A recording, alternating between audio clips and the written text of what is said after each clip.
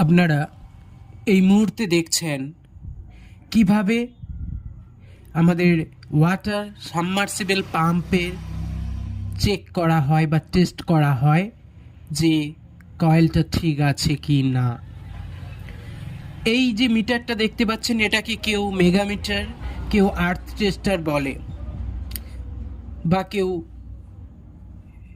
এটাকে মেগার বলে। এর মাধ্যমে আমরা কন্টিনিউটি টেস্ট করতে পারি, আর্থ টেস্ট করতে পারি, এবং এটা ডায়নামাস সিস্টেম হ্যান্ডেলিং করতে হবে। তারপর এখান থেকে একটা পাওয়ার সাপ্লাই হয়। ঠিক এইভাবে আমরা সাবমার্সিবল পাম্পের ভেতরে বা যখন এই পাম্পটা ঝোলানো থাকে মাটির নিচে, তখন আমরা মাটির সাথে আর এই কেবল ওয়্যারের সাথে দেখি কোনো কানেকশন আছে কি না। এইভাবে আমরা টেস্ট করতে পারি। যদি কোনো কানেকশন না থাকে তাহলে এটা শো করবে 100 কাছাকাছি, পাশাপাশি।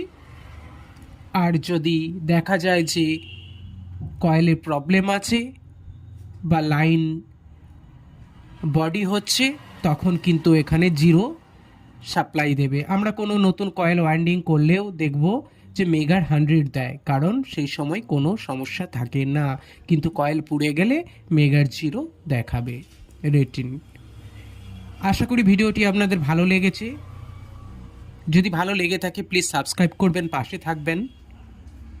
ভুল ত্রুটি করলে কমেন্টে জানাবেন, আমার ভুলটা ধরিয়ে দেবেন। আমি এই নতুন প্রথম। ধন্যবাদ।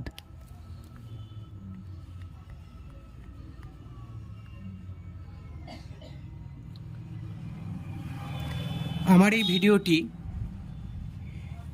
সারমর্ম এটাই, আমরা এই মেগামিটার যদি 100 শো করে বা 100-এর কাছাকাছি, পাশাপাশি, তাহলে ওকে টেস্টিং।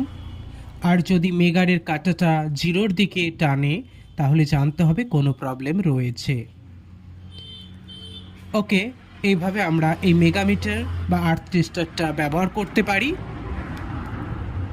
এবং যারা এই মেকানিক্স লাইনে রয়েছেন তারা যে কোনো সাবমার্সিবলকে নিচে থেকে, মাটির নিচে থেকে উপরে না তুলেই টেস্ট করে বলে দিতে পারি যে এর কোনো কয়েলের প্রবলেম বা মোটরের প্রবলেম হয়েছে কি না। আমাদের সবসময় উচিত কয়েল ওয়াইন্ডিং করলেও যেন মেগার 100 হয়। ওকে, ধন্যবাদ।